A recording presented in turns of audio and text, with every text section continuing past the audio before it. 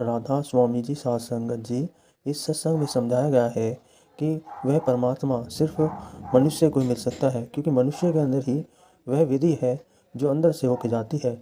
यह जीव जंतुओं और पशु पक्षियों को नहीं प्राप्त हो सकती है। अब इस सत्संग में आप आगे सुनिए। कहते हैं कि जिन जिन ऋषियों, मुनियों, वलियों ने मालिक की खोज की, उन्होंने पहली बात तो ये कही है कि हमारा कोई मालिक है। इस संपूर्ण सृष्टि का रचनहार यानी इन खंडों ब्रह्मांडों को बनाने वाला कोई है। दूसरी बात यह कही है कि वो जीते जी मिलता है और केवल इंसानों को मिलता है। पशुओं में उसने ये लियाकत ही नहीं रखी कि वे प्रभु से मिलाप कर सकें, न फरिश्तों में ही ये लियाकत यानी योग्यता रखी है। यही कबीर साहब कहते हैं, इस देही कौ सिमरह देव, सो देही पज हर की सेव। देवता तरसते हैं कि उनको मनुष्य जन्म मिले ताकि वे परमात्मा की भक्ति कर सकें। फिर भी कई लोग समझते हैं कि देवता इंसान से अच्छे हैं। वे देवता क्या हैं? जिन्होंने मनुष्य जन्म पाकर उत्तम कर्म किए परंतु नाम की कमाई नहीं की। जब मरे तो कोई बैकुंठों में पहुंचे और कोई स्वर्गों में। वहां पर वे अपने उत्तम कर्मों का फल भोग रहे हैं। जब उनकी म्याद यानी अवधि यानी उनका समय समाप्त हो जाता है तो वे फिर से मनुष्य जन्म में आ जाते हैं। पहली बात तो यह है कि हमारा कोई मालिक है। दूसरी बात यह है कि वो केवल इंसान को मिलता है।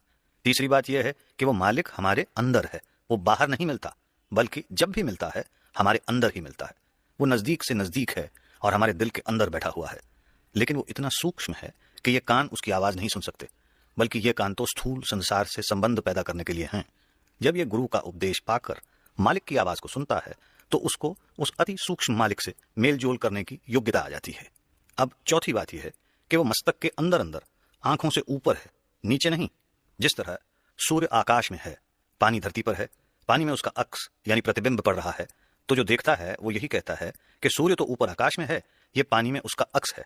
इसी तरह जो आंखों से नीचे देख रहे हैं वे केवल परछाई ही देख रहे हैं। मैं पहले भी कई बार अर्ज कर चुका हूं कि कई डॉक्टर कहते हैं कि हमने कई मुर्दे चीरे हैं, मगर अंदर से न खंड ब्रह्मांड निकले, न सचखंड निकला और न मालिक ही मिला। उसका उत्तर है कि जो तुम्हारे पास औजार हैं उनके द्वारा न खंड ब्रह्मांड मिलते हैं, न सचखंड मिलता है और न मालिक ही।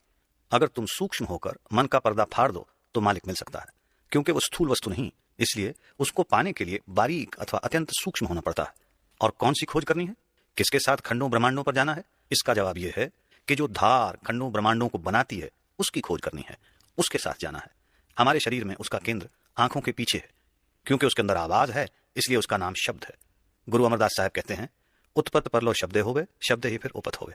सबको पैदा करने वाला, सबकी पालना करने वाला और सबको फना करने वाला वो शब्द है। उसको धार कह दो, नाम कह दो, वो सच है, वो अद्वैत है।